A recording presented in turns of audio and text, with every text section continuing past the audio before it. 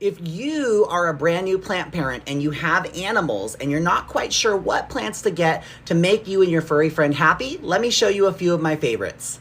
Peperomias are great pet-friendly, easy-to-care, semi-succulent plants that usually only need water every 2 weeks or so. They like indirect bright light. They come in a variety of colors and shapes and sizes. Hoyas are some of my favorite plants. There are so many varieties of this flowering plant. They are pet-friendly. They like a lot of bright light, but they don't need a lot of water. If you're looking for something a little next level, this is a Calathea or Calathea plant. There are so many varieties of this as well. It has beautiful patterned leaves with magenta backsides. These like humidity and filtered water.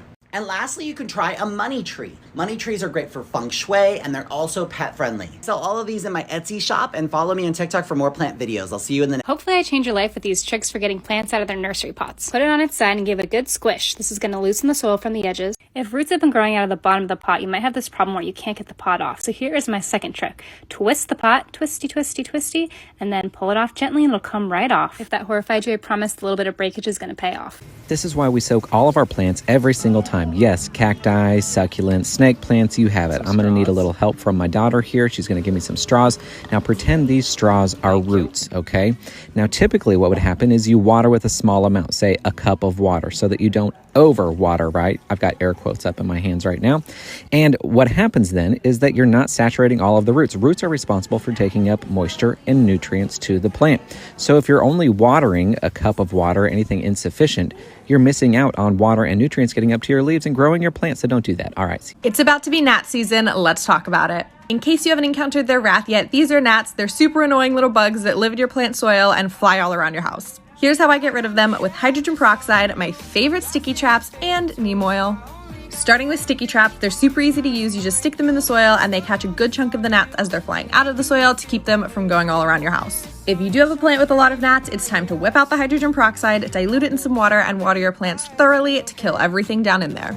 And finally, I like to regularly spray the surface of my plants with neem oil. I think it does a good job of creating a protective layer and reduces pests all around.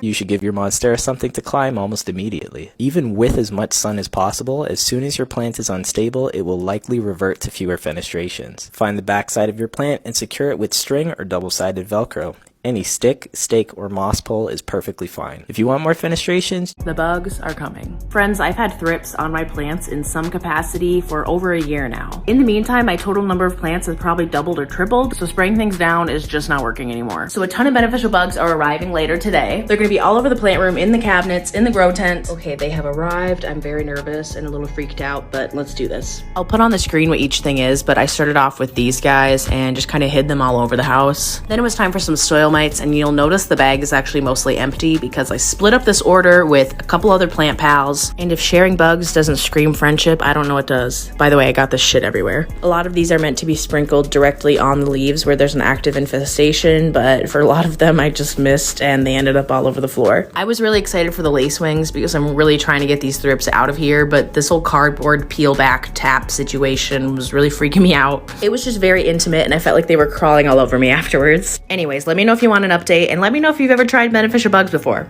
Bye! I have this orchid. Her blooms are falling. It's time to repot. Whoa. I'm gonna put her in water. So let me show you what I do. That part. So it's tangled here. You're left with this. So air roots and your orchid roots. Now if you see any dying, mushy, brown roots, cut them off. Rinse these off. Now disinfect those roots. 3% hydrogen peroxide. As long as you're taking care of the leaves, you will get new blooms. This one looks healthy, green all the way. This one is browning. So you can either cut the stem all the way back, or you can try and save this stem. It's starting to yellow, so I'm gonna follow way to where I see some green. Bump here, bump here. 1, 2, 3. You're disinfected, it's clean. You cut your stem, fill up your container with water about 1/3 of the way, and don't let your leaves get down in the water. You don't want rotten crevices. And change your. So if you're not growing your own basil, what are you doing? Let me show you what you need to know. It's so easy. There's only one thing you can do wrong. Okay, 2 things. The first thing is not enough light. These like a lot of light. The second thing is allow it to flower. Once basil flowers, it becomes a little more bitter to eat, but I mean, it's still edible. So do this, pinch it off. Definitely prune your basil. Now instead of just having one stalk, you're gonna have 2 stalks. They're gonna grow like this. Here, double the basil. Bon appetit. I'm a super low-tech plant mom, but here are the 5 things I think are essential for every plant parent to have. Starting with neem oil, which I use for overall pest prevention and treatment. Also for pest control, regular old hydrogen peroxide to clean anything out of the soil or the roots. Speaking of soil, I always keep some extra on hand for repotting or topping up.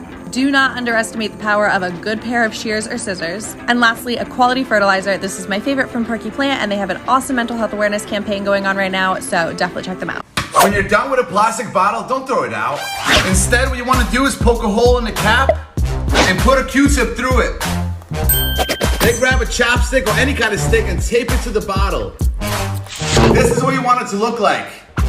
Then fill the bottle with some water, close it, grab a plant, turn the bottle upside down and stick it into the soil. What you have right now is a homemade drip system that's gonna keep watering your plants slowly while you're away for a few days.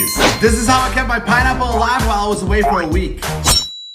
Why am I overwatering my succulents? Because I'm not. When watering plants, including succulents, the amount of water doesn't matter. What matters is how often you water. Plus, it looks cool.